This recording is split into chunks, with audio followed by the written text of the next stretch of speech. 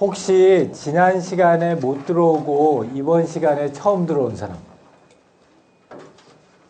이게 문제네, 이제. 그럼 말로 해야 되니까 이제 지난 시간 내용을. 오케이. 자, 우리 지난 시간에 들어온 사람들이 있으니까 전체 내용을 갖다 다시 반복하기는 조금 어려울 것 같고, 중점적인 내용들만 간단하게 여러분들하고 얘기하고, 그리고 이번 시간 얘기를 갖다 할게요. 일단 이 수업은 HCI 개론이라고 하는 수업이고요. 경영학과의 전공선택 3학년짜리 수업입니다. 자, 혹시 HCI라고 하는 얘기를 갖다 들어본 사람? 여기 오기 전에. UX라는 거 들어본 사람? 그 UI라는 얘기 들어본 사람? 그래도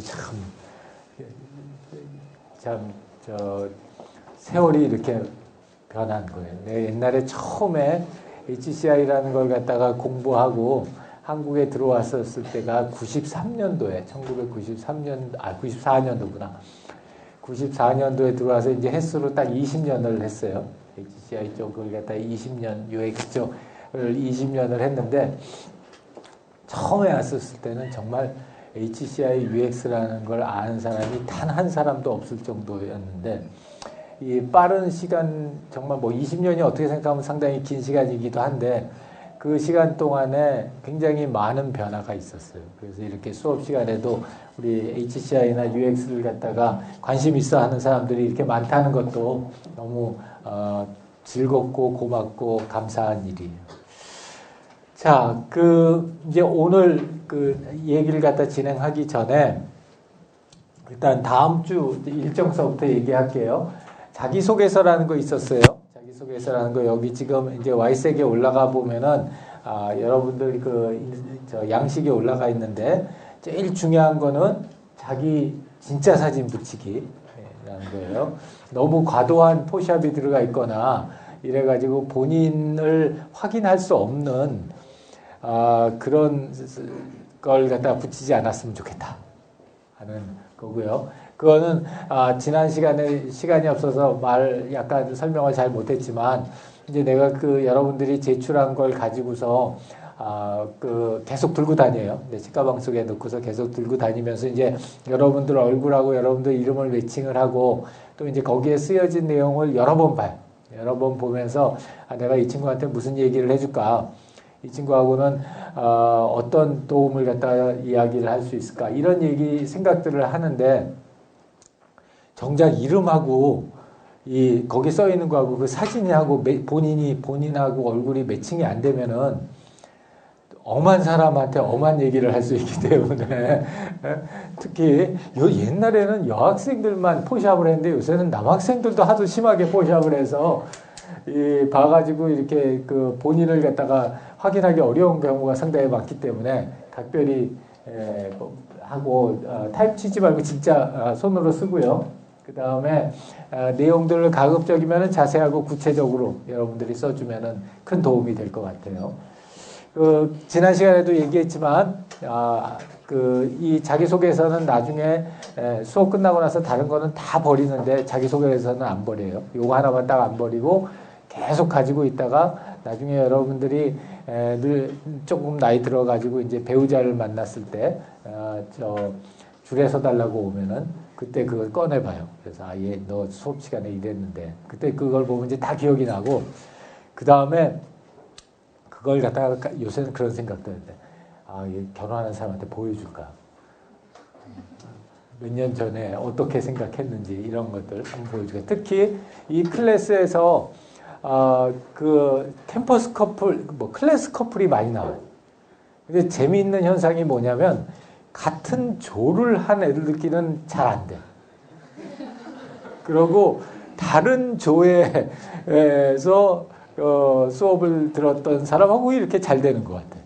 그래서 그것도 참 재미있는 연구거리다 하는 생각이 들어요. 그래서 이제 이 개론 시간도 개론식이지만 특히 이제 강론 시간에 인간 중심 디자인이나 서비스 디자인이나 이런 데 내려가면 정말 거기는 성사되는 커플들이 많아요. 그래서 그게 아마도 그 개론 강론의 또 수업 차이도 있지 않나 하는 생각도 들어요. 자, 다음 주 목요일 날 수업 후에 바로 여러분들 이 같은 강의실에서 여러분들 이제 자기소개하고 팀 구성하는 그런 세션을 갖다 가지고 있는데, 자신을 가장 잘 나타내는 복장하고 명찰에다 이름까지 해가지고 꼭 가지고 와서 자기를 잘 알려줄 수 있는 소품을 갖다가 꼭 가지고 오라는 거고요. 자, 그리고 지난 시간에 그 얘기했던 것 중에 올해가 정말로 의미 있는 해다. 그래서 왜냐하면은 HCI UX 분야에 세계적으로 가장 큰 학회가 우리나라에서 열리는데, 그 학회가 이번 학기에 그 4월 20일서부터 23일까지 열린다고 그랬어요. 그래서 우리 Y색의 공지사항에 이렇게 관심 있고 또 그때 가가지고 그 학회 내용을 갖다가 잘 듣고 우리 이 수업 동료들한테 리포팅을 해줄 수 있는 사람을 갖다가 구한다. 그래가지고 3명이 지원을 했어. 3명이 지원을 해서 우리 김보명 연구원이 그 3명 이름을 아나? 지금?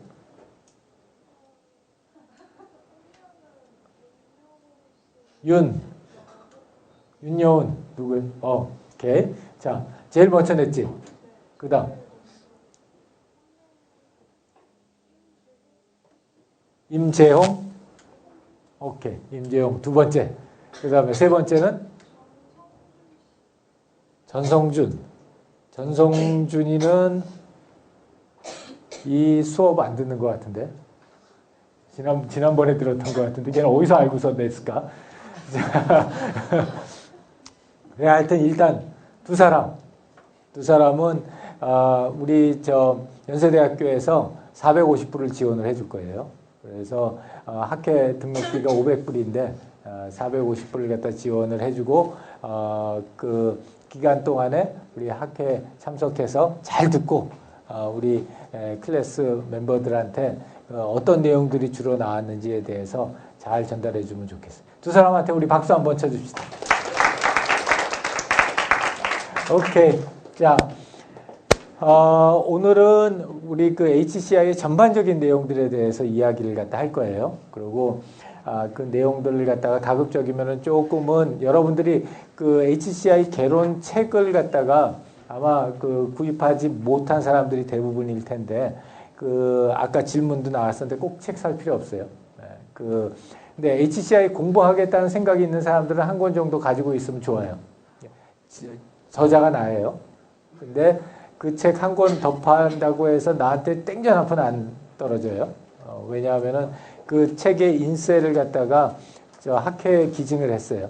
그래서 그 학회로 다 가기 때문에 뭐 책을 사는 거, 그래서 아마 그런 것 같아. 만약 나한테 돈이 돌아오면 막 다 사라고 그럴 텐데, 그 땡천 한 푼 안 들어오니까 오히려 겁나지. 이제 막 그 책을 많이 들고 다니면 우리 와이프가 보고, 당신 책 나왔네?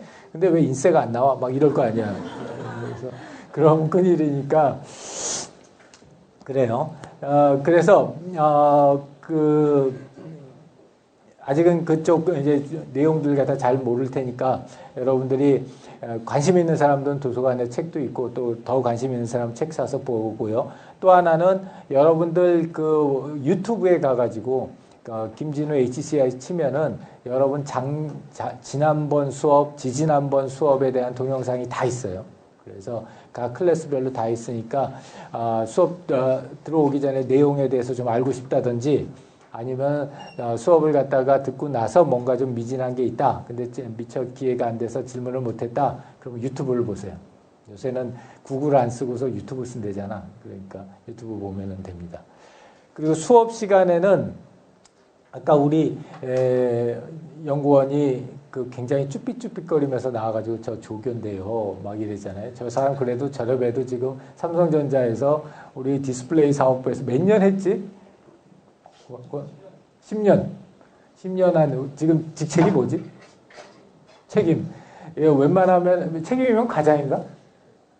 삼성전자 과장이에요. 근데 저렇게 입고 나와가지고 쭈삣쭈삣거리니까 저 예비군 훈련 갔다 온 사람처럼 보이는데, 우리 삼성전자에 지금 UX 쪽 하고 있는 인력이 굉장히 많이 있는데, 거기에 그 중에 핵심 인력이어서, 이렇게 얘기해줘야지, 그지?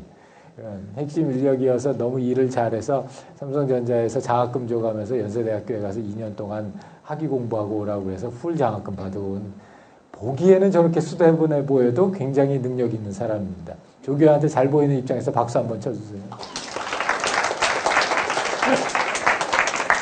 자, 수업 시간에 할 게 몇 가지 있는데, 첫 번째는 가급적이면 수업 시간에 전자기기는 사용하지 않았으면 좋겠어요. 핸드폰, PC, 패드 다. 그 이유는 뭐냐면 이제 우리가 전자기기를 쓸 수 있는 상황들은 굉장히 많은 데에 비해서 진짜 사람 얼굴 보면서 얘기할 수 있는 시간은 점점 좀 많이 줄어든다고.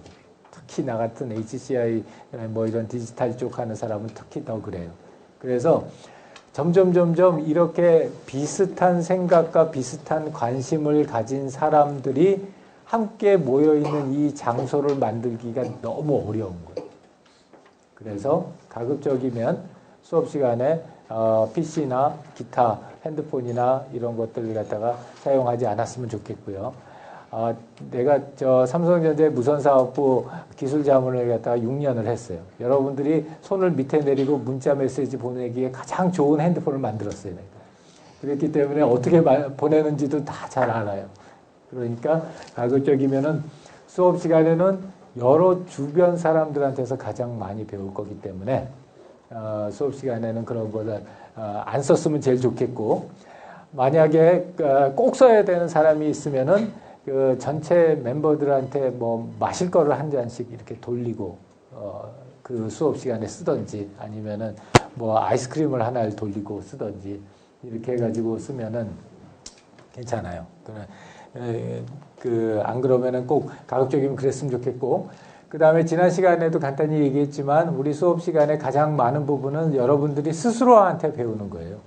그래서 내가 그 유튜브에다가 동영상을 갖다가 매 학기, 매 수업 전체 동영상을 다 올려놓으니까 동료 교수님들이 굉장히 걱정들을 하죠.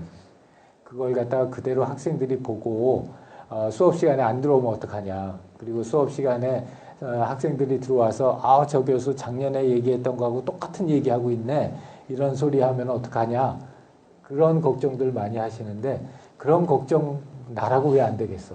걱정되지. 걱정되는데 좀 덜 걱정되는 이유 중에 하나는 이 수업이 내가 만들어 나가는 수업이 아니라 우리들이 같이 만들어 나가는 수업이고, 이 수업에 나는 한 명이지만 여러분들은 50명, 60명이 되는 거예요. 그러니까 이 수업의 내용은 매년 바뀔 수밖에 없어요. 여러분들이 어떤 얘기를 하느냐, 여러분들이 어떤 아이디어를 가지고 있느냐에 따라서 수업 내용 중에 80, 90%가 바뀌어요. 그렇기 때문에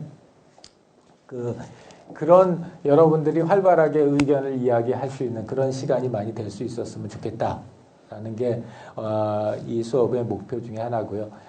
또 가급적이면은 저기요, 저 사람이 얘기했는데 막 이런 얘기를 안 하려면은 수업 시간에 나한테 또는 우리 조교한테 보이는 그런 명찰이나 그것도 중요하지만 옆에 있는 사람, 뒤에 있는 사람한테도 자기의 이름이 공유될 수 있는 그런 방식을 한번 만들어 봤으면 좋겠어요. 어떤 사람은 이렇게 머리에 모자를 쓰고 모자 위에다가 텔레토비처럼 이렇게 자기 이름표 이렇게 붙여가지고 오는 사람도 있어요. 평생 안 잊어버려, 그런 친구들. 그래서 어떤 방법이라도 좋으니까 자기 자신을 주변에 있는 여러분들 친구들하고 같이 나눌 수 있는 그런 방법을 갖다 좀 마련해 오면 좋겠어요. 그리고 그렇게 이제 수업이 진행되다 보면은 아마 여러분들이 이 클래스는 사이즈가 좀 커서 그런데 우리 강론 클래스 같은 경우에는 한 서너 번 클래스만 하면 다 너무 친해져요. 다 너무 친해지고 잘 알게 되고, 그래서 평생 친구가 되는 케이스들이, 아니면 뭐 평생 원수가 되든지 그런 케이스들이 많기 때문에 가급적이면은 그런 것들 갖다 충분히 잘 준비해서 왔으면 좋겠다 하는 거고요. 이제 뭐 전반적인 실라부스는 우리가 지난 시간에 다 얘기했지만 한 가지만 더 마무리를 갖다 하자면은, 우리가 이제 이 클래스에서는 팀 프로젝트로 뭘 갖다 생각하고 있냐면, 현재 우리나라의 중소기업에서 또는 스타트업에서 만들어내고 제공하고 있는 그 제품이나 서비스 중에 하나를 선택해서 이 HCI의 원리하고 절차를 한번 직접 적용해보는 그런 게 여러분들의 팀 프로젝트예요. 그래서 그 팀 프로젝트를 갖다 진행하는 데 있어서 뭐 구글을 선택할 수도 있고 야후를 선택할 수도 그렇게 있지만 걔네들 도와준다고 해서 뭐 그렇게 크게 우리가 어떤 의미를 가지기는 참 힘든 반면에 만약 여러분들 주위에 있는 여러분 친구들의 스타트업이나 아니면 우리나라 중소기업에서 지금 만들어내고 있는 서비스들 그런 앱 뭐 대상은 뭐가 돼도 상관없어요. 제품이 돼도 좋고 앱이 돼도 좋고 뭐 웹 서비스가 돼도 좋고 뭐 게임이 돼도 좋고 대상은 뭐든지 상관이 없는데 가급적이면 우리나라의 조금 중소기업 또는 스타트업에서 하는 그런 것들을 한번 잡아서 이 클래스 내용을 갖다 한번 실습해 보면 어떨까 하는 생각이 들어요. 그래서 그 과거에는 사실은 좀 큰 회사들 것들을 많이 했어요. 그래서 우리 이제 요거는 개론 수업이어서 그렇게 못했지만 강론 수업에서는 인간 중심 디자인 같은 경우에는 삼성전자랑 같이 해가지고 전체 팀 멤버들이 가서 갤럭시 그때 S2였는데 S3 작업을 갖다 같이 했었어요. 그래서 그때는 뭐 다들 가가지고 우리 부사장 앞에서 발표도 하고 그랬었고 또 서비스 디자인 같은 경우에는 실제로 그 서비스를 갖다 제공하고 있는 병원이나 이런 데 가가지고 직접 그걸 갖다 프레젠테이션 하고 그랬댔어요. 이제 오늘 우리 이걸 할 때에는 가급적이면은 그런 왜냐면 이제 대기업들은 이제 자체 능력이 꽤 이제 많이 늘어났어.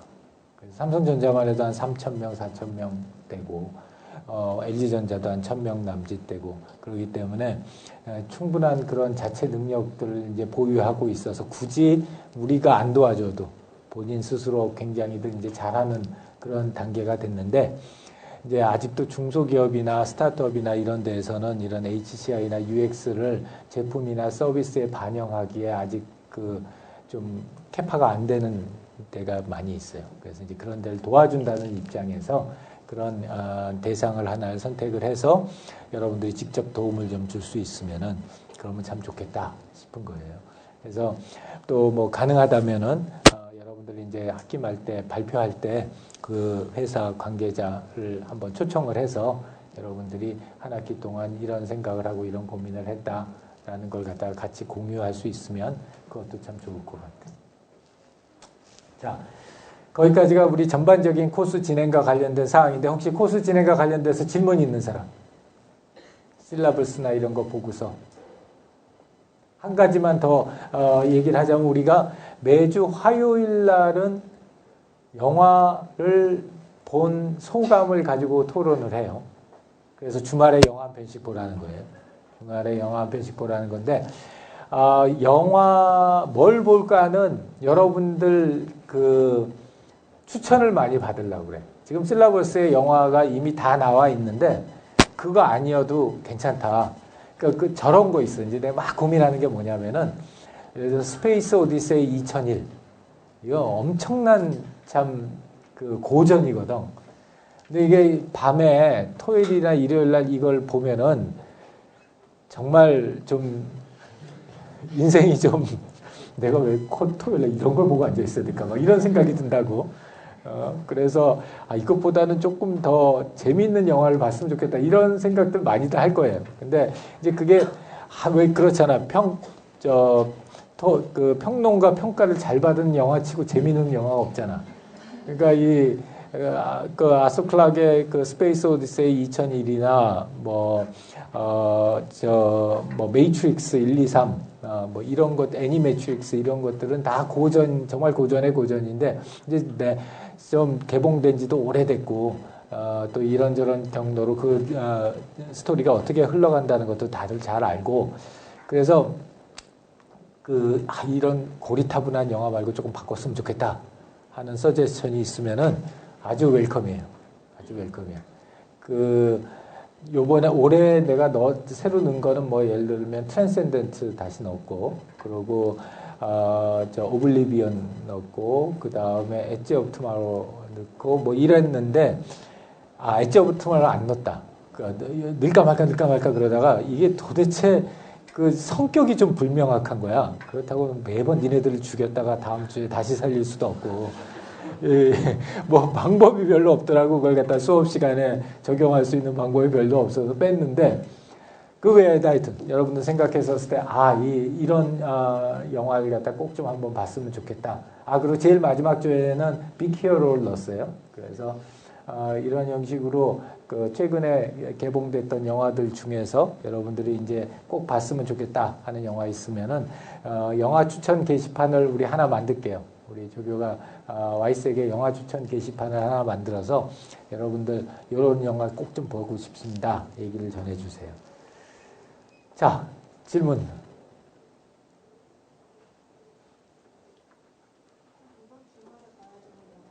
이번 주말에 봐야 될 영화가 내가 제일 고민스러운 거예요.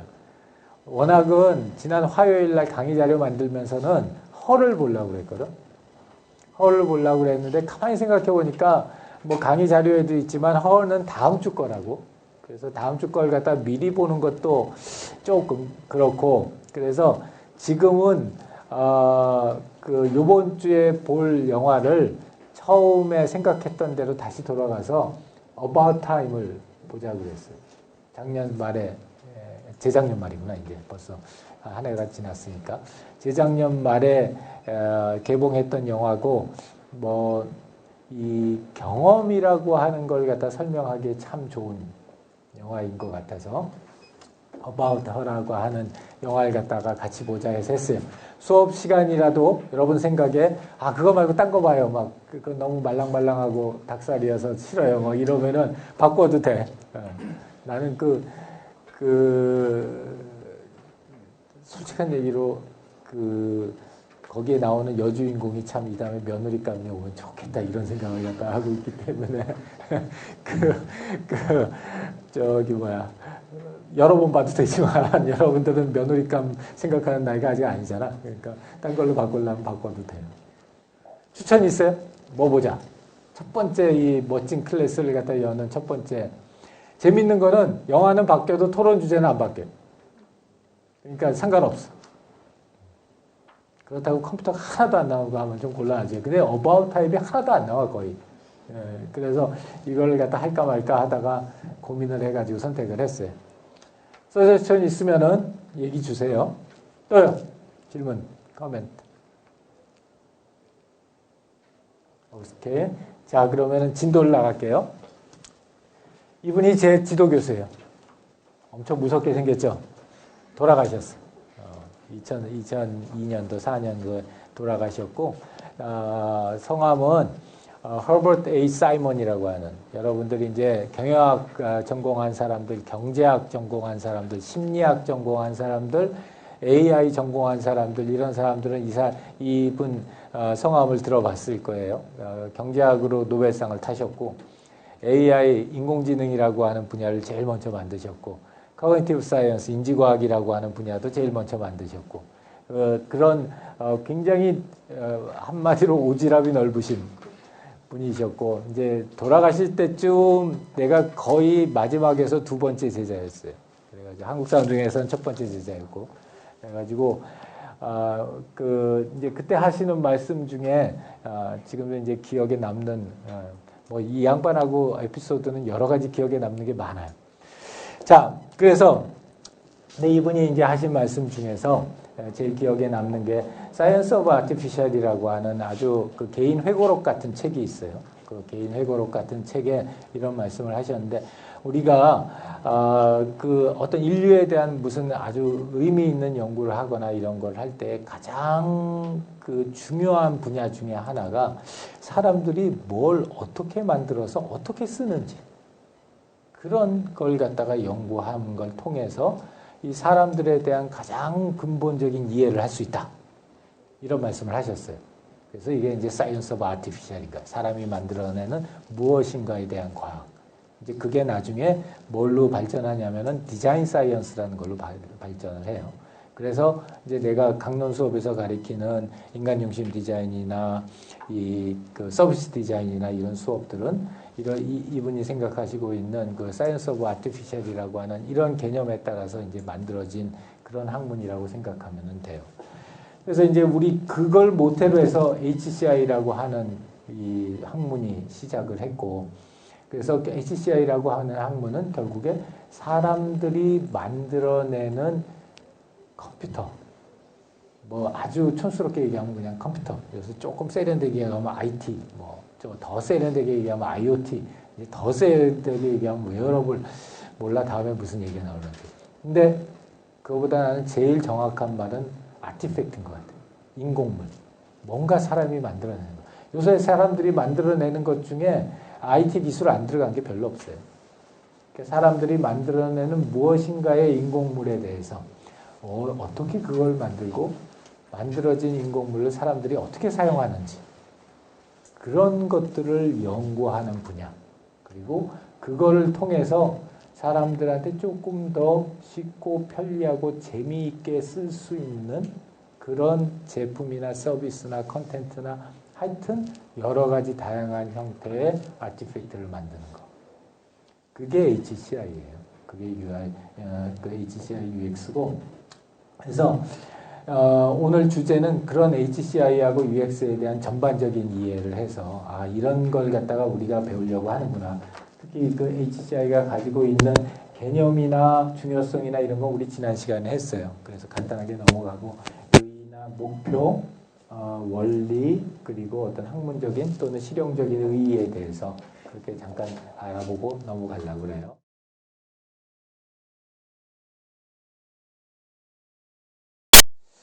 그래서 이제 첫 번째로 개념과 중요성 해서 지난 시간에 요거 했던 거 못 들어온 사람들이 있으니까 그 HCI라는 걸 갖다가 가장 축약해서 표현할 수 있는 그림 한 장을 만들어라 그러면 요 그림인데 이 그림을 보면은 여기 사람이 있잖아요. 사람이 있고 사람이 머릿속에서 뭔가가 지금 막 돌아가고 있어요.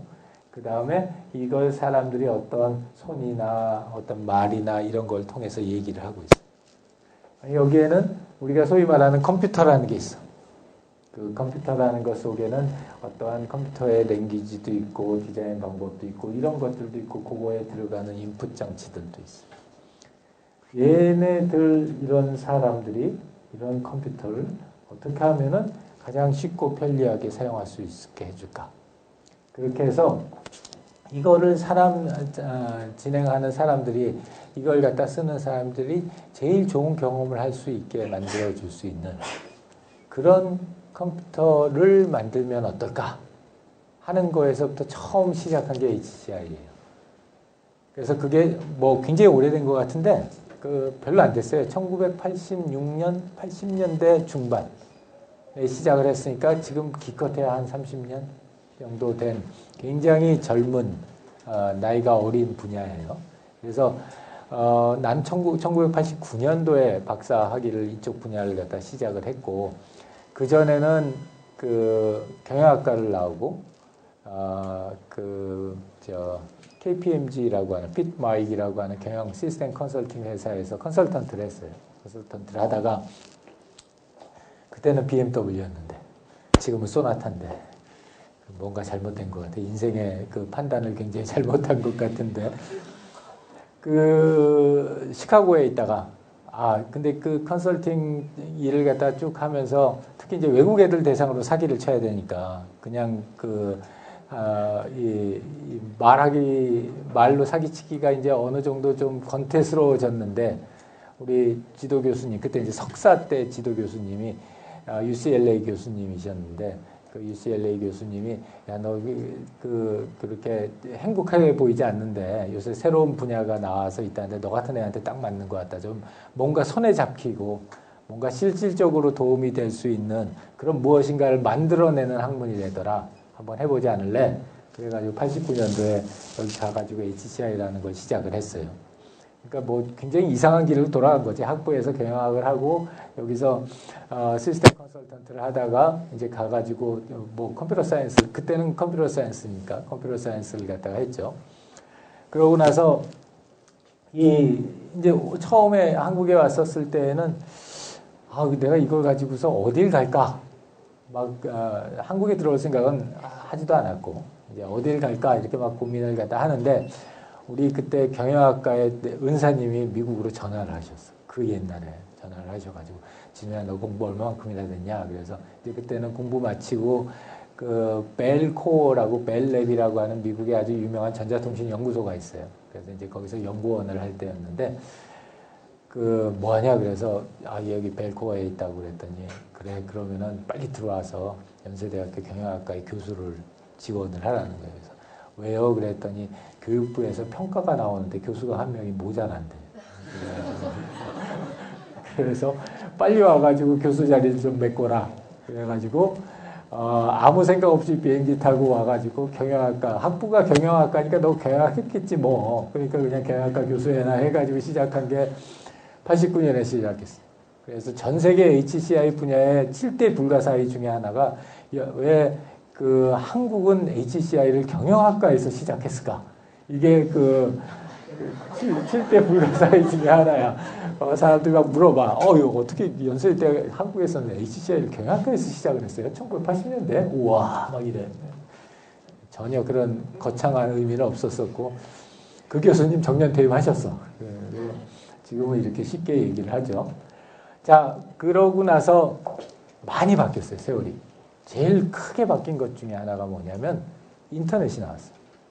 인터넷이 나오기 전에는 어땠었냐면, 이 컴퓨터라고 하는 거, 정보통신이라고 하는 거, 이런 것들은 주로 소수의 전문가들이 아주 리미티된 상황에서 사용하는 그런 아주 고급스러운 기계의 의미였는데, 인터넷이라는 게 나오기 시작하면서 이게 아니구나. 이거는 일상생활에 아주 일반적인 사람들이 사용할 수 있는 그런 게 그게 이 컴퓨터가 될 수도 있는 거구나. 지금도 기억나는 경험이 하나 있어요. 여러분들 너무 어렸을 때니까 잘 기억 안 날 텐데 조선일보에서 뭐를 했었냐면 인터넷 서바이벌 게임이라는 걸 했어. 그게 여러분 기억날는지 모르는데 그거 내가 했거든. 기획을 내가 했는데 뭘 했냐면 한 사람당 100만 원씩 주고 하루에 하루가 아니라 토탈로 100만 원을 갖다 주고 그 모텔에 충무로에 있는 모텔이었어. 돈도 조선일보 되게 짰댔어 그때. 호텔을 잡아주지. 모텔을 갖다 잡아가지고 5명을 선발을 해가지고 컴퓨터하고 인터넷망만 설치해주고 그 아무것도 안 가지고 들어가서 닷새 동안 서바이브 할 수 있는지 알아보기. 그걸 갖다가 지금 생각하면 당연하지, 그지? 컴퓨터 가지고 못할 게 뭐가 있어. 다 택배로 하면은, 2시간이면 다 오는데, 옷 입고 다 하고 나오지, 그 돈 있고. 근데 그때만 해도 쇼핑몰도 없고 아무것도 없었댔어요. 그래가지고, 그걸 갖다가 이제 말하자면 특집 기사처럼 만들어가지고, 과연 그게 가능할까? 그래서 뭐 야단 법석을 떠서 모텔 앞에다가 그 앰뷸런스도 24시간 스탠바이 하고, 온갖 하여튼 쇼를 갖다 다 해가지고 그걸 했는데 3일째 되니까 사람들이 굉장히 편하게 살더라고. 그 옛날에. 그게 벌써 2000년 채 되기 전이에요. 97년, 98년 뭐 이랬을 때인데. 그래서 이 정보통신이라는 게 컴퓨터라는 게 더 이상 그 CPU 뭐 이런 걸로 이루어져 있는 그런 기계 덩어리가 아니구나. 우리가 생각하는 컴퓨터라고 하는 거는 이제는 이런 인터넷이나 이런 거 같은 서비스라고 하는 의미가 더 크구나. 그런 느낌이 들었고, 그때서부터 이 HCI라는 분야가 굉장히 커지기 시작해요. 일상생활 속에서 사람들이 사용하는 모든 형태의 IT 서비스들. 그런 것들이 다 HCI의 기본이 되니까. 그 다음에 이제 두 번째 또 그 다음 큰 그 변화는 뭐가 있었냐면, 이 모바일이 이제 나오기 시작하는 거예요. 모바일이 나오기 시작하면서 옛날에는 인터넷을 쓰긴 하지만 앉아있는 데스크탑 컴퓨터, 노트북 컴퓨터에 가야지 그걸 썼는데, 이제는 손에 들고 다니면서 아무 데서나 쓰는 거예요. 너무 당연한 일이긴 하지만, 처음에 그게 나왔을 때는 굉장히 많은 저항도 있고 어렵기도 했어요. 근데 이게 가지고 있는 폭발력이라는 게 대단했어요. 그 지금은 이제 야사 같지만 옛날에 SK텔레콤이 내가 이제 SK텔레콤 그 전략기획 부분 쪽에 자문 교수를 오랫동안 했는데 옛날에 SK텔레콤이 그 자기네 회사에서 물론 음성 통화가 제일 돈을 많이 벌었고 그 다음에 자기네 회사에서 만들어낸 수없이 많은 그때는 무선 데이터 서비스라고 그랬어요. 인터넷 서비스들을 무선 데이터 서비스들을 갖다가 다 모아봤자 그 볼륨이 문자 메시지 받아도 못했댔어. 지금 생각하면 정말 이상한 거. 요새 문자 메시지 쓴 사람 나 같은 사람 말고 없잖아. 근데 그때만 해도 문자 메시지 그 하나의 수익이 모든 SK텔레콤의 데이터 서비스 수익보다도 더 많이 났댔어요. 그만큼 이게 이렇게 큰 시장이 될 거라고 예측이 잘 안 됐었지. 그러다가 그 시장이 확 퍼지기 시작하면서 HCI라고 하는 분야가 또 한 번 크게 점프를 해요. 크게 점프를 하고 거기에 이제 결정적인 탈을 매긴 게 우리 애플의 아이폰이에요. 애플 아이폰이 2007년에 나오면서 야 이게 도대체 뭐냐. 기술적으로 봐서는 하나도 대단한 게 없는데 왜 사람들이 이 아이폰을 가지고 이렇게 열광하고 이렇게 좋아할까?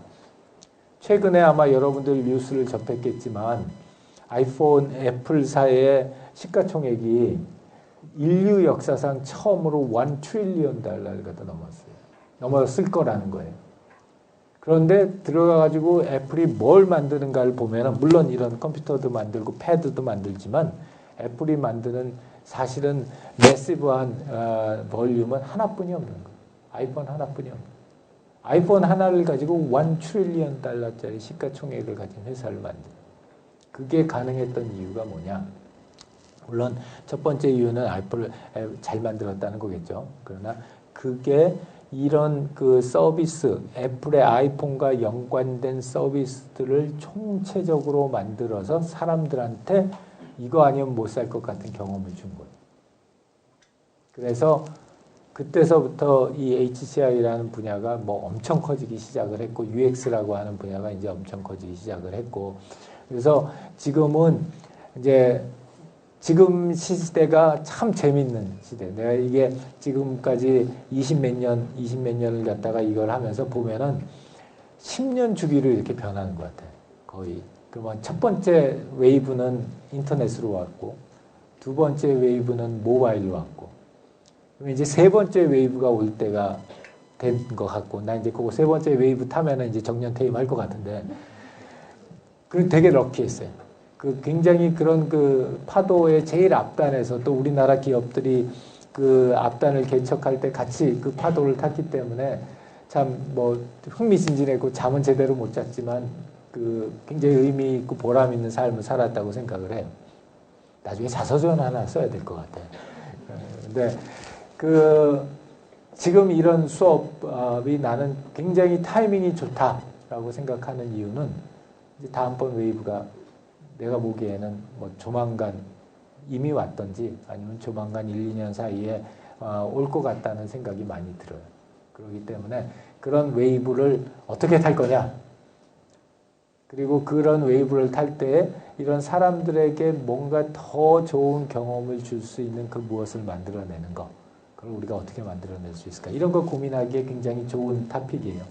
그래서 HCI라고 하는 필드는 사람들한테 정말로 좋은 경험을 주기 위해서 어떤 원리가 있어야 되고 어떤 방법론이 있어야 되는가 하는 것들 갖다 연구하는 분야이고 그런 분야로 우리 UX라고 하는 거는 그런 HCI가 궁극적으로 사람들한테 제공하고자 하는 게 뭐냐? 정말로 좋은 경험이거든. 그래서 그 좋은 경험이라고 하는 거를 최종 목표로 하는 게 UX다. 그러니까 HCI는 원리하고 방법론이고 UX는 고울이다. 이렇게 생각을 하면 돼요. 그래서 이런 HCI 분야를 갖다 이렇게 놔두고 보면은 시대적으로 지금 얘기한 것처럼 이런 사조에 좀 변화가 있었어요. 제일 처음에 제일 먼저 나왔던 개념이 인터페이스라고 하는 개념이에요. 아마 여러분들도 많이 들어봤지만 UI라고 하는 개념이고 이 UI라고 하는 개념은 가장 지금 이 스펙트럼은 뭐냐면은 사람 쪽이 여기가 사람이고 여기가 컴퓨터고 어떤 디지털 시스템이다. 그랬을 때 가장 이 시스템 쪽에 가까운 컨셉이에요. 그리고 그 시스템에 가장 디펜던트한 그리고 아주 짧은 시간 동안에 제공되는 그런 컨셉이에요. 대표적인 케이스를 들면 이런 거예요. 자, 두 개의 칼큘레이터가 있는데 내가 그 칼큘레이터에 숫자를 갖다가 이런 식으로 배열하고 여기 색깔을 갖다가 이렇게 배열하는 게 사람들이 그 전자계산기를 더 빨리 쓸까? 아니면 이런 색깔로 배열하고 이렇게 버튼을 갖다가 주는 게 더 빨리 칠까? 이런 것들이 우리가 얘기하는 UI예요. 직접적으로 사람들에게 자극으로 제공될 수 있는 모습이나 소리나 또는 진동이나 이런 것들에 관한 방법을 연구하는 것. 그게 UI, 인터페이스라는 거예요.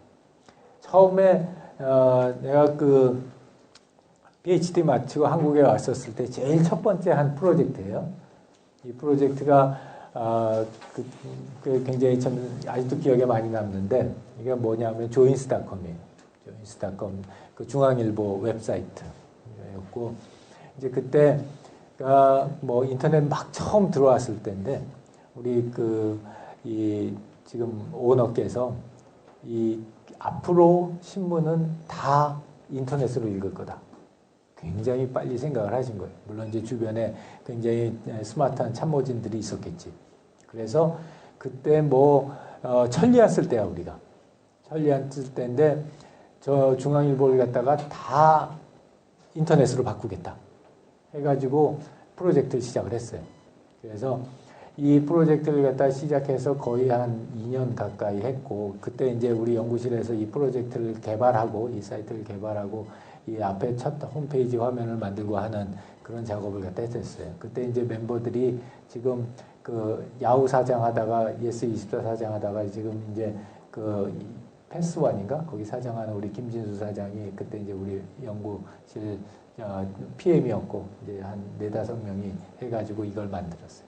제일 그때 이제 놀랐던 것 중에 하나가 뭐냐면 이제 최종 발표회를 하는데 오너가 온 거야. 그때 오너가 지금도 오너야. 그래서 와서 이렇게 딱 보니까 주변에서도 얼마나 어렵겠어. 또 나도 그때 30대 초반이었는데 그래서 굉장히 어려웠는데 와가지고 굉장히 꼬치꼬치하게 물어보시고 가시는 거예요. 그때는 내 자신이 이렇게 확신이 안 되었댔어요. 뭐냐면 이게 정말 이 오너나 CEO가 와서 2시간, 3시간을 들어야 될 토픽일까? 화면의 배경 색깔을 갖다가 그레이 346번에서 레드 745번으로 바꾸자. 이게 과연 그 오너가 들어야 될 얘기일까? 이게 자신이 없었다고.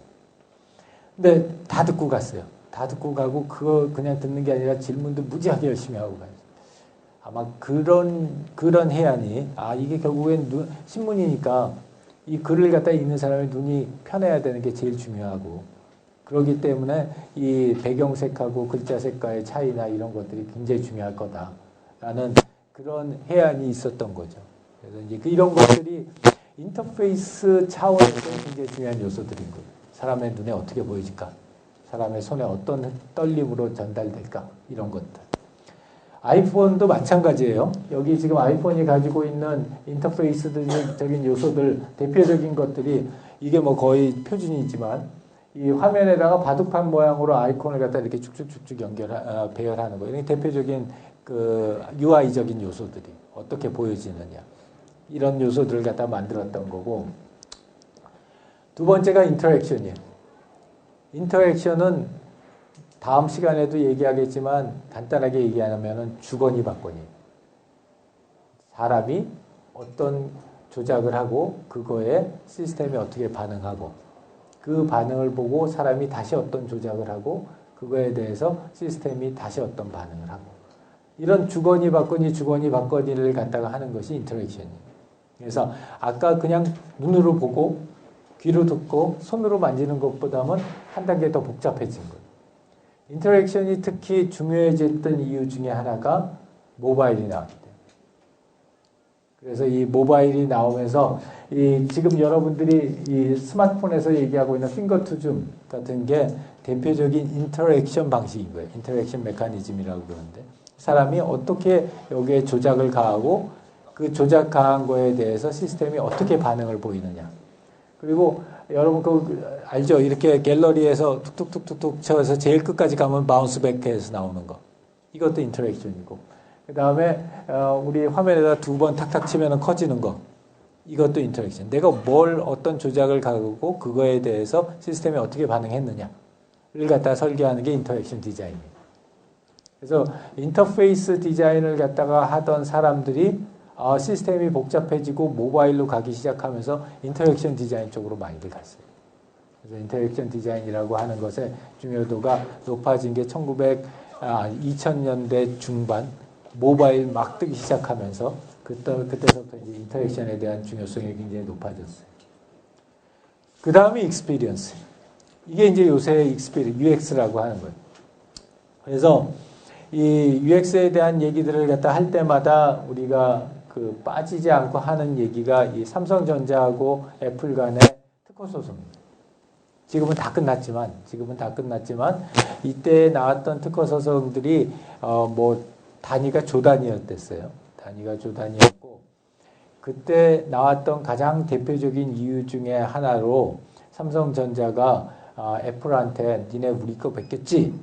라고 한 게 두 가지가 있었댔어요. 그 두 가지에 대해서 한국 법원이 하나당 2천만 원씩 배상하라고 했어요. 그래서 총 4천만 원을 배상해라. 반면에 애플이 캘리포니아 법원에다가 소송을 내렸을 때 삼성이 우리 거 뺏겼다가 6가지였어요. 그 6가지에 대해서 총 얼마를 배상하라고 했냐면 1조 2천억을 갖다 배상하라고 했어요. 그래서 하나는 2천억 원을 배상하라고 했고 하나는 2천만 원을 배상을 하라고 했어요. 왜 그랬느냐? 계산하는 방식도 달랐지만 중요한 것 중에 하나가 뭐였냐면 사람들이 직접적으로 느꼈을 때에 비슷한 경험을 했다. 그럼 이거 뺏겼다는 거예요.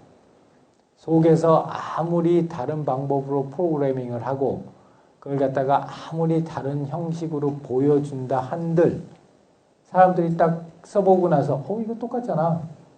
이렇게 생각하면은 이게 내가 이걸 쓴 경험이나 저걸 쓴 경험이나 내 개인적인 경험의 입장에서 봤더니 똑같다.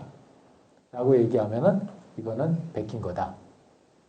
라고 하는 굉장히 중요한 결정을 갖다 내려줬어요. 그래서 다른 방법으로 어떻게 구현했느냐가 중요한 게 아니라 사람이 그걸 갖다 쓰면서 어떤 경험을 했느냐. 그 경험이 같으면 베낀 거고 그 경험이 다르면 다른 거다. 라고 하는 굉장히 중요한 시사점을 갖다 주기 시작을 했고 그때부터 시작해가지고 사람들이 이 경험이라고 하는 것이 굉장히 중요하구나 라는 거에 대한 이야기를 갖다가 하게 됐고요. 그래서 거기서부터 시작을 해서 그러면 결국에 HCI가 최종적으로 해야 되는 거는 사람들한테 정말로 좋은 경험을 주는 그래서 남들과 차별되는 그런 경험을 갖다 줄 수 있는 방법과 원리를 갖다 찾아내는 거 그게 결국에 HCI가 할 일이구나. 그래서 아까 얘기했던 대로 이런 HCI라고 하는 분야가 사람들한테 가장 좋은 그런 경험을 갖다 주기 위해서 우리가 어떤 식으로 시스템을 갖다 만들고 그걸 갖다가 사람들한테 제공해야 되나 하는 것들을 갖다 고민하기 시작을 했다는 거예요. 그래서 이게 아주 짧게 본 우리 HCI UX의 30년 역사예요. 30년 역사고 이제서부터 아마 또 한 번의 큰 웨이브가 올 거고 그 웨이브 때는 이제 또 뭔가 다른 아이템들이 나오겠죠.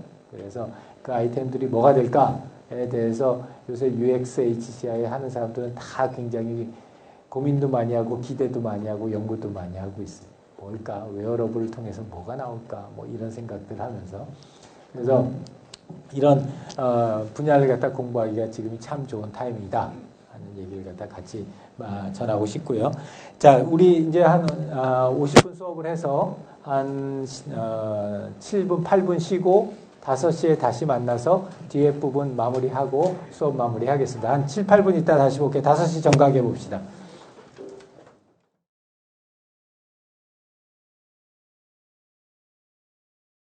시작합시다. 그럼. 자, 그래서 이제 그 최적의 경험, 정말 좋은 경험을 주는 게 HCI가 목표로 하는 거다.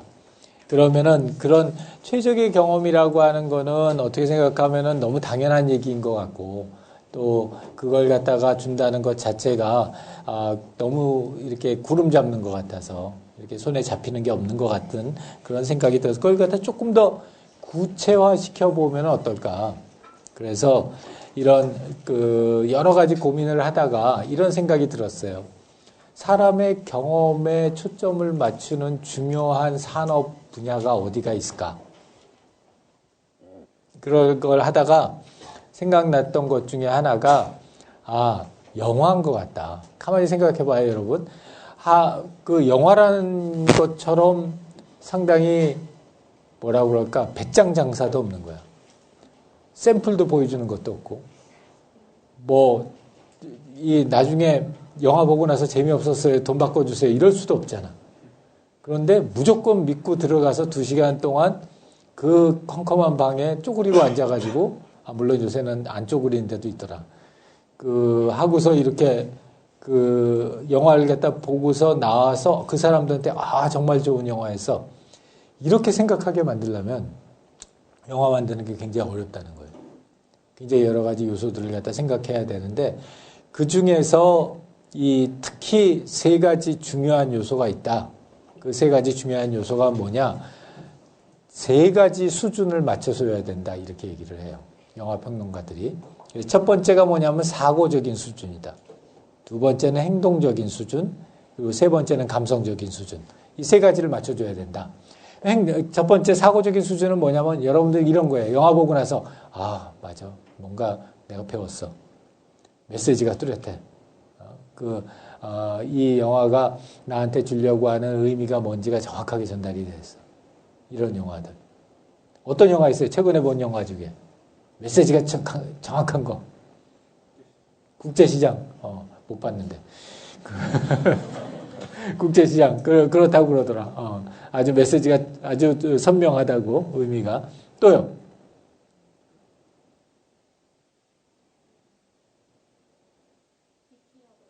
비키어로. 비키어로도 메시지가 아주 선명하지. 그래서 그런 영화들은 사고적인 수준에서 사람들한테 좋은 경험을 줬다는 거예요. 2번째는 행동적인 수준인데 비카리어스 리벨이라고 하는 건데 이건 어떤 거냐면 이게 스토리의 전개가 너무 빠르지도 않고 너무 지루하지도 않아서 충분히 따라갈 만은 하지만 그렇지만 지루하지는 않게 그렇게 스토리 전개가 딱 진행이 돼서 나름대로 처음 시작할 때서부터 끝까지 그 흥미를 갖다 놓치지 않는 그런 영화가 행동적인 수준에서 좋은 경험을 주는 영화다 이런 대표적인 예 최근 영화 중에 킹스미트? 킹스 스피치? 킹스맨. 그것도 못 봤는데. 내가 요새 뭐 하고 사는지 모르겠네. 또요. 근데 좋다고 그러더라. 이게 꼭 무슨 영화과 수업인 것 같아. 응? 그거는 그것도 못 봤는데. 근데 그건 뭐 상당히 이렇게 좀 약간 과격하다고 그러던데 그거냐? 아니. 오케이. 그건 내가 볼게. 어둠의 경로를 통해서 또 봐야 되겠다.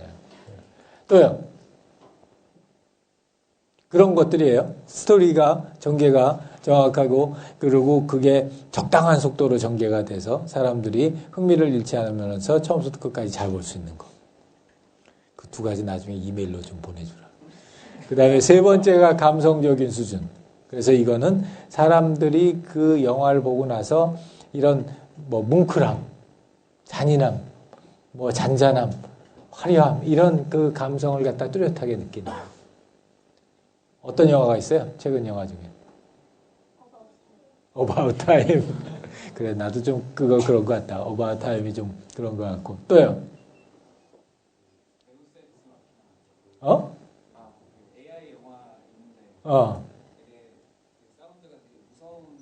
그게 그 영화인가 보다. 요새 나온 영화 중에 좀 이렇게 좀 무섭고 막 그런 영화가 있다고.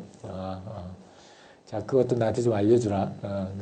그런 거 봐야 되는데. 그 어둠의 시장에 나왔냐? 그런 것도?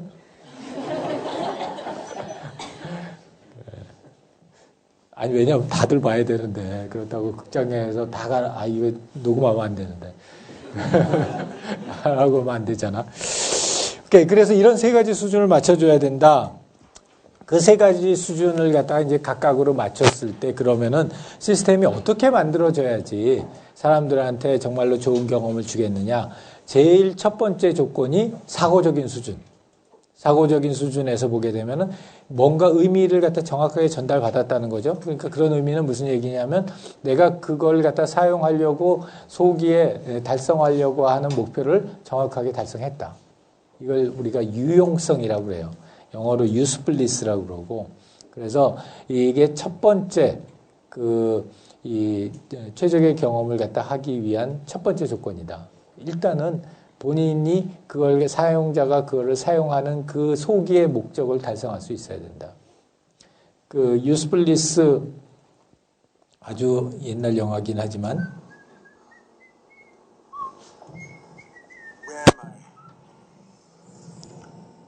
You're in a Johnny Cab. I mean, what am I doing here? I'm sorry.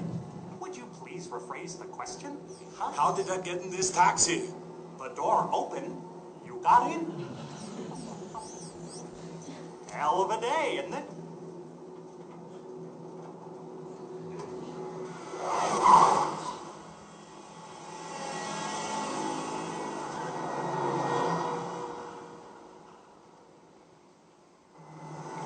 This okay? Right here. Thank you for taking Johnny Cab. Thank you. Hope you enjoyed the ride. 이 영화 본 사람 있어요? 이게 이게 그 SF 시대에 아주 그 르네상스 때 나온 조니 캡이라고 하는 영화. 이것도 굉장히 고전인데 이 양반 알죠? 우리 캘리포니아 주지사도 하고 그거보다 훨씬 전에 찍은 영화야. 그런데 이제 여기에 보면은 이 조니 캡 지금 나왔던 그 택시 기사 같은 경우에 보면은 엄청 말기도 못 알아듣고 다른 것도 다 못하고 기분도 안 좋지만 원하는 장소까지는 정확하게 간다는 거예요. 이게 가장 기본적인 좋은 경험을 위한 제일 첫 번째 조건은 그것을 사용하는 소기의 목적을 충분히 달성했느냐. 우리가 왼쪽에 있는 이 에릭슨 폰 보게 되면은 1세대 핸드폰을 보면은 엄청나게 무거웠죠. 그리고 거의 벽돌 수준이었고 우리 여자분들이 핸드백에 가지고 다니면서 호신용으로 이렇게 사용을 했어요. 이만했거든, 정말. 이만했었어. 나 지금도 기억하는데. 그런데 그것들을 갖다가 그 무거운 걸 들고 다녔던 가장 중요한 이유 중에 하나는 그것이 제공해 줄 수 있는 그것만이 유일하게 제공해 줄 수 있는 가치가 있었거든. 그게 뭐였죠? 이동하는 사람을 잡을 수 있다는, 이동하는 사람을 잡을 수 있다는, 이동하는 사람과 통화할 수 있다는 그 가치는 그 전에 아무것도 제공해 줄 수가 없었고, 비록 무지무지하게 무겁고, 비록 무지무지하게 불편하긴 하지만, 그래도 그 가치, 그 목적을 달성하는 것만은 아주 잘해줬다는 거예요. 차로 치자면은 이런 거예요. 험비 같은 차들. 난 우리나라에 요새 허머스2 이런 거 있는 거 보면서, 우리나라가 오지가 아닌데 어떻게 저런 걸 갖다 타고 다닐까 생각을 하는데, 엄청 기름도 많이 먹고, 또 엄청나게 크고 불편하긴 하지만, 어디든지 가고, 그리고 굉장히 튼튼하고, 내가 가고자 하는 방향까지는, 죽이 되든 밥이 되든 하여튼 가는 그런 차란 말이죠. 그런 의미에서 제일 첫 번째 조건이 유용성이라는 조건이에요. 유용성이라는 거는 사용자가 그걸 사용할 때 가지고 있었던 그 소기의 목적을 갖다 달성해 줬느냐, 못 달성해 줬느냐. 이게 첫 번째 원칙이고, 두 번째 원칙은 사용성이라는 거예요. 유저빌리티라고 하는 거고, 이 유저빌리티라고 하는 내용들 나올 때쯤에 HCI가 1세대였어요. UI 세대 때. 그래서 그때는 사람들한테 어떻게 하면 편리하게 만들어줄 수 있을까. 그래서 가급적이면은 빠른 시간 동안에, 가급적이면은 아주 최소한의 클릭을 통해서 사람들이 자기가 원하는 일을 갖다 할 수 있게 해주자. 그래서 유저빌리티에 대한 얘기들 많이 있었고 UT에 대한 얘기들도 많이 있었댔어요. 영화를 하나를 보면은.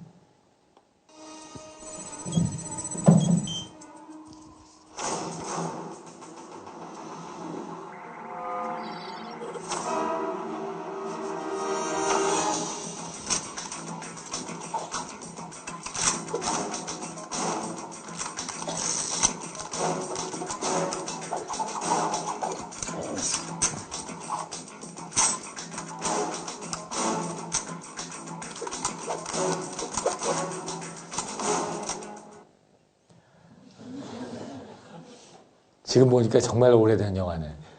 이 아저씨 이제 거의 할아버지인데, 그죠? 아주 옛날 영화고, 영화 이름은 턱시도. 이 옛날 영화들 중에 특색 있는 영화들이 참 많이 있어요. 그러니까 내가 이게 늙어가서 그러나? 그러니까 막 엣지 오브 투마로우 있잖아? 이런 거 같은 거 이렇게 열심히 보면서 내가 저걸 갖다 교과서에 어느 챕터에다 쓸까? 이게 잘 감이 안 잡혀. 왜냐하면 다 잘 멋있고 다 뭐 이렇게 잘 만들었는데 옛날 영화들은 이렇게 보고 있으면 뭐 하나만 제대로 하고 나머지는 다 못하거든. 그러니까 그런 걸 갖다가 이렇게 수업 시간에 쓰기가 굉장히 편한 거야. 이거는 턱시도고요. 이게 유저빌리티라는 걸 아주 명확하게 얘기해. 어떻게 하면 가장 편리하게 별 고민 안 하고 노력 별로 들이지 않고 할 수 있을까? 앞에 있는 usefulness가 effectiveness, 효과성을 다루는 거라면 유저빌리티는 효율성을 다루는 거예요. efficiency를 다루는 거예요. 그래서 뭐 가장 최근 예를 들자면 나는 이런 거 같은 거예요. 내가 지금 차고 있는데 핏핏 같은 거 보면은 내가 하는 언제 하냐면은 아침에 이제 운동하고 나서 샤워하기 전에 충전기에다 꽂아놨다가 샤워 끝내고 나와서 충전기에서 꺼내가지고 그냥 내 팔목에다 차면은 그게 내가 얘한테 하는 물리적인 유일한 거야. 나머지는 다 지가 알아가지고 캐처해가지고 나한테 다 정밀한 정보를 갖다 정리해가지고 일주일에 한 번씩 나한테 보고서를 주니까. 그래서 그런 것들이 가장 미니멀한 에포트를 들여서 어떤 효과를 갖다 달성할 수 있는 거. 이런 것들이 유저빌리티고 주로 일본 차들, 자동차로 하자면은 주로 일본 자동차들이 그렇죠. 여러 가지 다양한 편의시설들을 갖다 놔둬서 사람들한테 그 운전하는 그 기간이 상당히 편리하게 만들어주는 거. 이런 것들이 유저빌리티고요. 세 번째가 어펙티브니스예요. 감성. 감성이 제일 나중에 나왔어요. 이게 나온 게 한 2000년대 중반 이때 UX랑 함께 나왔어요. 그래서 그 사람들한테 뭔가 아름다움을 주고 적정한 형태의 감성적인 자극을 갖다 줘야 된다. 그렇게 줬을 때가 사람들이 그 대상에 대해서 정말 좋은 경험을 할 수 있다. 내가 좋아하는 옛날 영화지만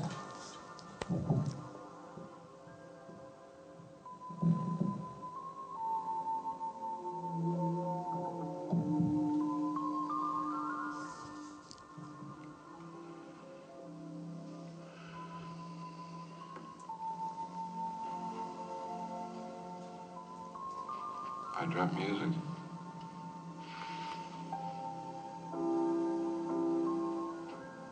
I didn't know if I could play. I remember lessons. I don't know if it's me or Terrell's niece.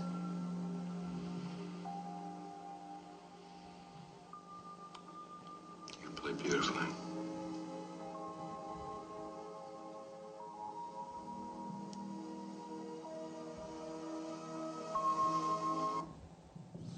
무슨 영화인지 아는 사람? 나 늙었나 본데.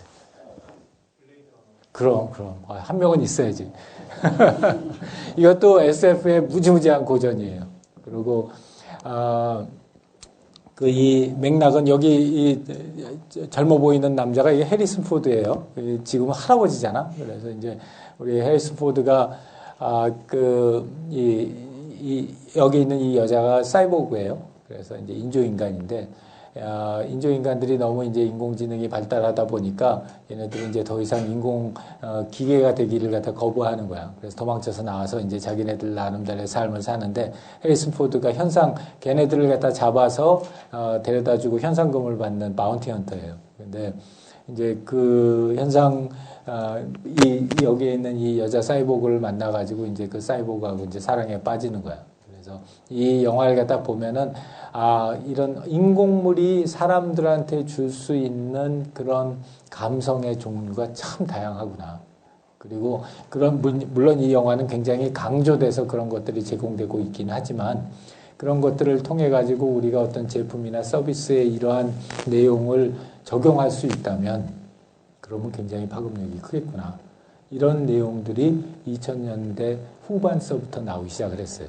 그래서 이제 여러분들이 쓰는 정보기기나 서비스나 이런 것들 속에다가 이 감성이라고 하는 걸 갖다가 넣어서 상품의 가치를 높이고 그렇게 하는 작업들을 갖다 많이 하기 시작을 한 거예요. 대표적인 자동차로 보면은 이런 것들이고요. 핸드폰은 요새는 스마트폰이 다 나와서 이게 묻혀지긴 했지만 옛날에 그 LG에서 프라다폰이라고 해서 만들었을 때 굉장한 히트를 쳤댔어요. 그리고 자동차 중에 우리 미니 이 자동차를 보면 이게 감성적인 데 소구를 하기 위해서 상당히 많은 노력을 기울인 모습을 갖다 볼 수가 있어요. 그래서 이 세 가지 사용성과 유용성과 감성이라고 하는 이 세 가지 요소를 만족시켜 줬을 때 그랬을 때 사람들이 좀 더 좋은 경험을 할 수 있다. 그러면 그런 좋은 경험을 하는 게 무슨 효과가 있느냐? 제일 좋은 그 효과 중에 하나는 사람들이 이런 세 가지 조건이 만족이 돼가지고 정말로 좋은 경험을 하게 되면 그 제품에 대한 선호도가 무지하게 높아진다는 거예요. 그 대표적인 케이가 아까 봤던 닌텐도 위, 우리가 요새 다들 쓰고 있는 갤럭시, 그 다음에 뭐 아이폰, 그 다음에 여러 가지 디지털 서비스들 이런 것들이 다 사람들에게 이 세 가지를 갖다 공통적으로 잘 맞춰줌으로써 좋은 경험을 주고 그 효과를 갖다 가져왔다는 거예요. 우리가 여러분들 중에 제일 첫 번째 스마트폰을 갖다 썼던 경험을 가진 사람들 좀 있을 거예요. 아마 삼성에서 나온 제일 첫 번째 스마트폰 써본 사람. 이만했는데. 기억 안 나요? 그 서비스로부터 시작해가지고, 그때는 최고 강자가 누구였냐면 노키아였댔어요. 노키아가 최고 강자였고, 그때 내가 했던 프로젝트 중에 하나가 뭐였냐면, 우리가 이런 핸드폰 시장에서 노키아를 갖다가 따라잡으려면은 어떤 형태의 핸드폰 또는 뭐가 나와야 될까? 그걸 갖다가 프로젝트를 했댔어. 그래가지고 그걸 갖다가 우리나라 시장뿐만이 아니라 이제 그때서부터 벌써 전 세계 시장이었으니까 그래서 이 전 세계에 6개 중점 시장이 있었댔어요. 프랑크푸르트를 중심으로 하는 서구향 또 유럽향이라고 하는 그쪽하고 그 다음에 인도하고 이런 쪽을 하는 동남아시아 그 다음에 일본, 중국 그 다음에 미국 그리고 이제 남아메리카 시장 이렇게 해서 6개 시장을 갖다 돌아다니면서 그 나라의 그 사람들에게 공통적으로 적용될 수 있는 다음번 무엇인가 점점점은 어떻게 만들까? 참 재미있는 작업들을 했댔어요. 그래서 지구를 갖다 한 바퀴를 이렇게 돌았다가 또 한 바퀴를 이렇게 돌았다가 비행기 타고 나중에는 어떻게 되냐면 내가 지금 무슨 시간대에 있는지를 까먹어. 그래가지고 이게 지금 한국 시간으로 몇 시지 이거 뭐 더 이상 생각할 겨를이 없이 이렇게 돌아다니면서 하다가 우리가 그때 냈던 아이디어 중에 하나가 이 더 이상 핸드폰이라고 하는 것이 전화 거는 목적으로만 사용되는 게 아니라 굉장히 다양한 형태의 목적으로 사용될 거다. 그러기 위해서는 다양한 욕구를 만족시킬 수 있는 그런 유용성을 줘야 되고 걔네들이 점점 더 복잡해지니까 좀 더 쉽게 만들 수 있는 방법을 마련해야 되고 감성적인 소구점을 갖다 만들어줘야 된다. 그때만 해도 지금은 이제 많이 달라졌지만 그때만 해도 굉장히 재미있었던 포인트 중에 하나가 우리가 모스크바를 갔어요. 모스크바를 갔는데 모스크바에서 그 핸드폰 하나의 가격이 예를 들어서 100불이다. 그런데 거리를 이렇게 다니다 보면은 핸드폰 케이스를 만드는 그런 샵들이 너무 많았댔어. 근데 그 핸드폰 케이스를 만드는 샵에 이렇게 들어가서 보면 핸드폰이 100불인데 핸드폰 케이스가 1000불이야. 그래서 이 1000불짜리 케이스를 보면은 안에다가 다이아도 박혀져 있고 뭐 루비도 박혀져 있고 뭐 이런 식을 통해 가지고 자기네들의 그런 어떤 아이덴티티를 갖다가 이렇게 표현해 주는 거. 그런 걸 갖다 굉장히 산업화했더라고. 그래서 그런 걸 보면서 이 핸드폰이라는 거 스마트폰이 만들어진다면은 감성적인 노력을 갖다가 기울이는 것도 굉장히 중요하겠구나 하는 생각들을 갖다 했댔어요. 그래서 이제 그런 것들을 바탕으로 해서 이 갤럭시 S2가 나왔고 그 S2가 나오면서부터 시작해서 이제 바운스를 했어요. 바운스를 해가지고 따라잡았고 그러고 나서 노키아가 나가고 애플하고 삼성의 두 가지 시장 양분하는 시장이 왔죠. 그걸 갖다 좀 늦게 LG가 따라붙었고 그래서 그런 것들을 보게 되면은 이 세 가지 조건을 다 만족시키는 그런 어떤 제품이나 서비스를 만들어낸다는 것이 그렇게 함으로써 사람들에게 정말로 좋은 경험을 준다고 하는 것이 엄청난 큰 효과가 있구나 하는 것들을 알 수가 있었고요. 그게 뭐 이런 카카오톡 여러분 많이 쓰는 카카오톡도 마찬가지고 우리 그 골프존 같은 이런 스크린 골프도 마찬가지예요. 이번에 그 우리 카이 컨퍼런스의 이 골프존이 굉장히 참 재밌어. 그 마이크로소프트가 25,000불을 갖다가 자기가 배팅을 했는데 이 골프존이 똑같은 금액을 갖다가 배팅을 했어요. 그래가지고 이제 그 전시 스페이스를 가져갔는데 옛날 생각하면 말이 안 되잖아. 이 마이크로소프트 같은 회사하고 이런 골프존 같은 스크린 골프하는 회사가 동일한 자격으로 동일하게 이 비딩을 하고 동일하게 그걸 참여를 한다는 게 말이야. 물론 이제 우리나라라고 하는 프리미엄이 좀 있긴 있었겠지만 그러나 그럴 수 있었던 이유 중에 하나가 여러분들 요새 그 마이크로소프트 뭐 여기 혹시 아버님이나 누가 집안 식구들이 마이크로소프트 종사하는 사람이 있는지 모르겠지만 이렇게 막 딱 생각나는 서비스가 없거든요. 제품이 없고 그런 것들이 그 상대적으로 사람들한테 어떤 특별한 그런 경험을 제공하지 못하는 회사가 오래가기가 굉장히 어려워요. 그렇기 때문에 지금도 삼성전자도 굉장히 고민하고 있는 거고 또 이 기존의 전통적인 강자들이 굉장히 고민하고 있는 거라고 보이죠. 그래서 이런 사용자 경험이라는 게 초점을 맞추고 UX라는 걸 잘 할 수 있는 그런 HCI를 갖다 만들어내자. 그런 거가 굉장히 중요한 이슈가 됐고요. 이제 전반적인 내용에 대한 그걸 보면은 HCI가 활용될 수 있는 분야, 아직도 제일 많이 활용되는 분야들은 프로덕트 이노베이션 쪽에 많이들 활용을 해요. 신상품 만드는 거, 전자회사나 전기회사나 이런 데에서 신상품 만드는데 그래서 우리나라는 뭐 삼성전자, LG전자 그리고 미국은 뭐 애플 이런 그 제조회사들, 전자회사들에서 제일 많이들 하고요. 그 다음에 서비스 이노베이션 하는 회사들에서 많이 해서 뭐 구글, 네이버, 다음 카카오, 페이스북 이런 데들에서들 많이들 하고 그 다음에 컨텐트 이노베이션 쪽 그래서 뭐 NC소프트나 네오위즈나 이런 게임 회사들 그리고 그 컨텐트 제공하는 회사들에서도 많이 하고요. 그 다음에 소셜 이노베이션 쪽도 요새 굉장히 중요하게 생각되고 있는 분야 중에 하나예요. 그래서 서울시라든지 뭐 식스라 유엔이라든지 이런 데에서 어떻게 사람들에게 사회 공동 가치를 위해서 이런 새로운 형태의 서비스나 프로덕트를 갖다 만들 때 이런 사용자 경험이라는 거에 초점을 맞춰서 만들어줄 수 있을까? 이런 거에 대한 이야기들이 많고요. 그 다음에 커뮤니케이션 이노베이션 쪽에 텔레콤 회사들, 그 SK텔레콤, SK플래닛, KTF, 뭐 LG, T, 그리고 방송사들이 가지고 있는 방송 서비스들, SBS, KBS, MBC 이런 공중파 방송도 있고요. 또 케이블 중에는 뭐 이 CJ 쪽 계열사들에서도 또 굉장히 많이들 해요.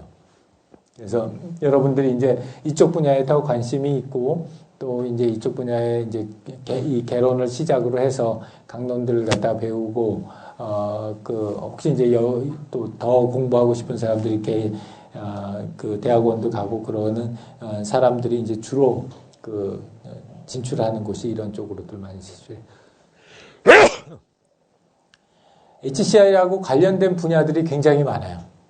비즈니스 분야들도 많고 인간에 대한 분야들, 그래서 심리학, 사회학, 인지과학, 문화인류학, 의학, 정신과학 이런 거 하시는 분들이 HCI 하시는 분들이 많으세요. 그리고 디자인하는 분야, 그래서 미학이나 시각 디자인, 제품 디자인, 산업 디자인, 환경 디자인 하는 분들. 그 다음에 기술에 대한 분야도 굉장히 많아요. 전산, 전기, 전자, 기계공학, 산업공학, 인간공학, 인지공학, 로봇공학 이런 거 하시는 분들. 그리고 이제 비즈니스 하는 쪽에 대한 분야, 비즈니스 쪽에서도 많이 했으면 좋겠는데 많이 안 해요. 그래서 아쉽지만 이제 여러분들이 나중에 졸업하고 나서 이런 비즈니스적인 측면에서 HCI UX를 갖다가 바라볼 수 있으면 참 좋겠다 하는 생각이 들어요. 특히 이제 이 사용자 경험이라고 하는 거 UX라는 게 나오고 그 UX가 이런 전략적인 중요성을 가지기 시작하면서 이 상품 기획 그리고 제품에 대한 어떤 신제품 개발, 새로운 서비스 개발 이런 걸 할 때 이런 사용자 경험이라는 걸 갖다 초점을 맞춰서 한다는 게 굉장히 중요한 에셋이 되는데 이제 상대적으로 지금의 문제점은 전반적으로는 산업계에서 굉장히 관심들이 많아요. 그리고 정부의 지원도 상당히 많고 또 일반 대중들의 관심들도 상당히 많은데 이런 다양한 분야에 있는 내용들을 갖다가 실제로 전문 인력을 찾기가 그렇게 쉽지 않아요. 우리나라에. 그리고 이 체계적인 방법론이나 또는 이런 이론을 갖다가 배운 사람들도 그렇게 많지 않고 전반적으로 이런 분야를 갖다 우리 학교만 해도 이런 전공을 가진 것이 없기 때문에 상당히 나오는 인력에 비해서는 이 마켓의 수요가 굉장히 많아요. 근데 이제 반면에 가장 또 최근에는 너무 이 HCI나 UX에 대한 관심이 너무 많이 높아져서 이제 시장이 포화 상태 이런 거 아니냐. 이미 뭐 몇천 명씩 이렇게 한 기업에서 데리고 있는데 이제 그래도 이런 사람들이 더 필요할까라는 거에 대한 우려의 목소리도 굉장히 많아요. 근데 이제 내 개인적인 생각은 우리가 어떤 삶을 살아가는 데 있어서의 경험이라고 하는 것이 굉장히 중요한 요소이고 또 그것들을 갖다가 사람들에게 제공해 줄 수 있는 너무나 다양한 그런 제품과 서비스군들이 있기 때문에 앞으로도 이런 HCI나 UX에 대한 거는 조금 더 많은 수요가 있고 더 좋아지지 않을까. 근데 그냥 이렇게 너무 가볍게 HCI를 공부하고 또 너무 가볍게 UX를 공부하고 나는 HCI 했어요, UX 했어요 이렇게 하는 사람들이 이제 좀 너무 많아졌어요. 너무 많아져서 그런 사람들하고 차별화되는 자기 자신만의 이런 능력과 특기를 갖다 갖는 게 이제 중요해지는 그런 시기가 된 것 같아요. 그래서 이제 여러분들이 이 수업 듣고 이런 쪽에 대한 관심이 더 많아지면은 조금 더 공부도 하고 또 좀 더 경험도 쌓아서 이런 분야에 대한 전문성을 갖다가 길러 나간다면은 충분히 재미있는 분야가 될 것 같다. 제일 좋은 게 뭔지 알아? 나 같은 사람 제일 좋은 거는 뭔가 새로운 핸드폰이 나오잖아. 그리고 뭔가 이렇게 새로운 무슨 서비스가 나오면은 이렇게 써봐요. 써본다고 예찐데 이렇게 사실은 이제 그래서 이제 받아가지고 이렇게 써보면은 최소한 인생이 심심하진 않아. 이제 이런 엣지 받았을 때에도 처음에는 이 전까지 이제 6S를 들고 다녔었는데 또 줬는데 써야지 그러잖아. 또 꼭 물어본다고 준 사람이 이거 잘 쓰세요? 뭐 이러고 물어봐요. 개통은 되셨어요? 뭐 이렇게 물어본다고. 그래서 안 쓰고 또 그냥 가면 안 되는데 덕분에 이런 거 계속해서 새로운 제품이나 새로운 서비스 나올 때 이렇게 써보면서 아, 이런 트렌드가 이렇게 움직여 가는구나. 그래서 이제 이런 트렌드에 맞췄을 때 이런 서비스나 이런 제품이 앞으로 재밌을 것 같구나 하는 그런 감이 굉장히 뭐랄까 리얼하게 와. 그래서 이제 그런 점들이 좋은 점들이다 하는 생각이 들어요.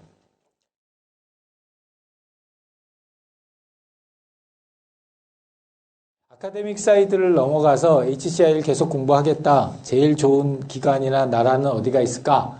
하면은 뭐 그냥 미국을 가야 돼요.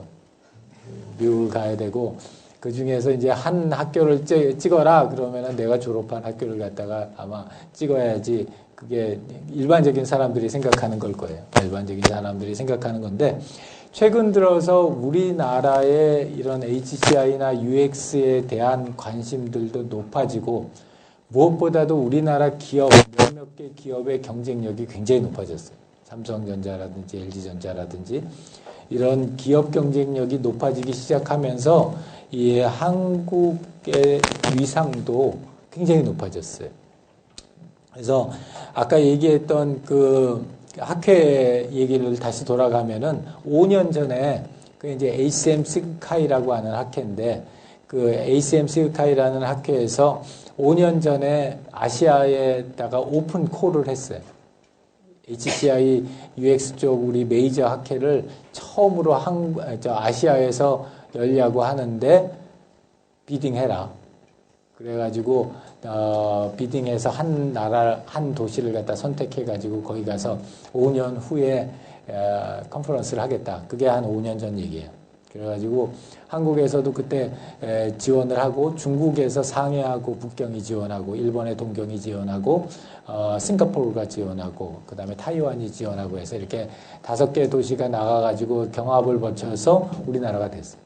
그때 우리나라를 갖다 선택하게 된 제일 큰 동기 중에 하나가 뭐였냐면 우리나라 산업의 경쟁력. 이런 UX나 HCI 쪽인 내용들을 갖다 충분히 잘 활용하고 있다라는 거가 이유였고 두 번째 이유는 한국 HCI 학회라는 게 있어요. 이게 1년에 한 번씩 모이는데 보통 2월 달에 한겨울에 제일 눈 퀄리티가 좋을 때 스키장에서 만나요. 그래서 근데 올해만 여기 그 우리 학교 옆에 있는 그랜드 힐튼 호텔에서 했어요. 누가 학회장을 했는지 알겠죠. 그래가지고 올해만 여기서 했고 이제 내년에는 다시 스키장으로 갈 거예요. 그래서 그런 이게 1년에 한 2,000명이 모여요. 대단한 거예요. 전 세계 학회를 하면은 한 3,500명 만나는데 그 중에 우리나라에서만 하는 학회에 2,000명 정도가 오는 거예요. 그래서 그만큼 우리나라의 그 HCI나 UX적인 경쟁력이 굉장히 높아지고 있다는 거고요. 그래서 덕분에 우리나라에서 이런 행사를 요번에 4월 20일서부터 23일까지 우리 코엑스에서 열어요. 그래서 이제 오늘 우리 수업에서 나왔던 그 학생들도 여기 2명 누구지? 끝나고 나서 나 좀 잠깐 봐야 되는데. 그래서 가가지고 그런 경험 많이 해봤으면 좋겠고 혹시 또 여러분들도 나중에 수업 듣다가 마음이 바뀌면은 또 시간 날 때 한번 꼭 가서 들었으면 좋겠어요. 자, 거기까지가 우리 수업 오늘 전반적으로 HCI라고 하는 분야가 어떤 분야고 뭘 목표로 해야 되고 어떤 그 방향으로 지금까지 발전되어 왔고 이런 거에 대한 얘기를 갖다 했어요. 자, 질문이나 코멘트.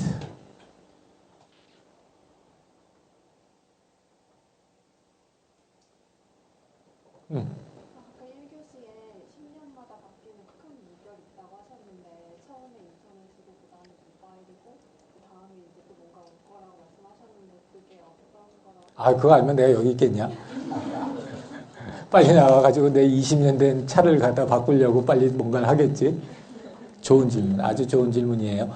정답은 모르지. 정답은 모르는데 저런 생각들을 해요. 뭐냐면은 지금 두 번째 패러다임의 가장 극점에 올라가 있는 게 뭘까? 두 번째 패러다임의 가장 절정에 올라가 있는 게 뭘까? 뭘까?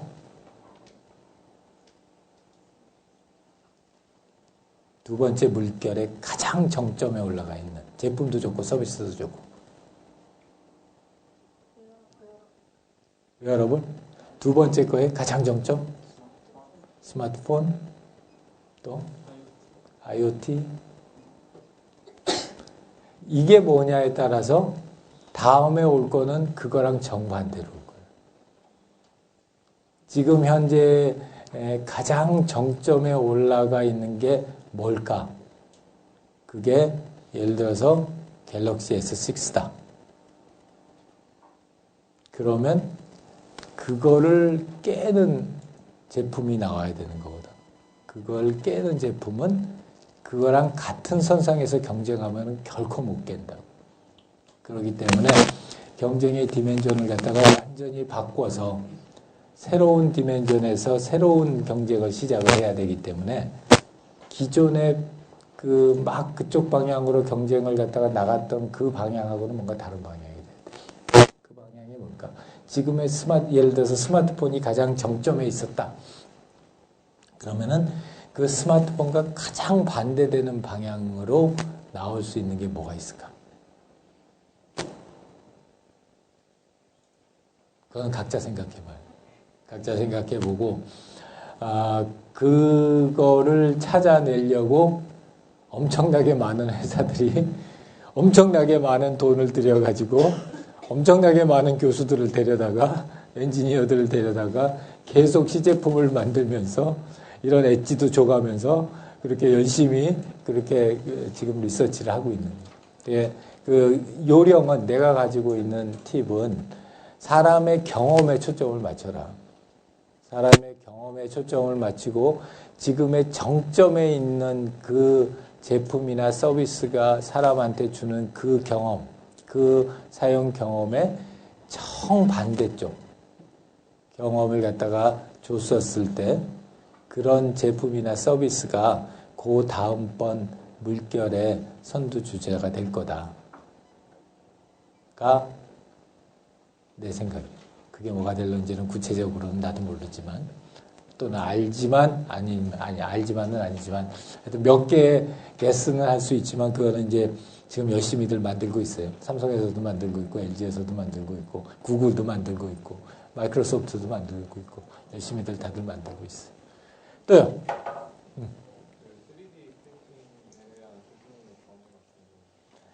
3D 프린팅에 대한 내 견해는 그 3D 프린팅은 굉장히 큰 임팩을 우리 사회에 가지고 올 거예요. 그리고 그거는 인터넷이 우리를 바꿨던 것만큼 그렇게 큰 임팩을 가져올 거라고 생각을 해요. 그래서 물론 이제 지금 단계는 그렇지 않지만 앞으로는 그런 정도의 임팩을 가지고 있는 포텐셜이 있는 기술이라고 생각을 하고 그런데 과연 그럼 그 임팩을 갖다 그렇게 지금 예상하는 그만한 임팩을 갖다 만들어낼 수 있느냐 하는 거는 몇 가지 조건이 따라줘야 돼. 몇 가지 조건들이 따라줘야 되는데 현재 3D 프린팅 산업군이 이렇게 진행하는 방향은 그 조건을 잘 못 맞추는 방향으로 가고 있어요. 그래서 아마 그런 포텐셜을 갖다 충분히 달성하기에 상당히 오랜 시간이 걸리지 않을까 하는 생각이 들어요. 적어도 내 정년 퇴임하기 전에. 자, 또요.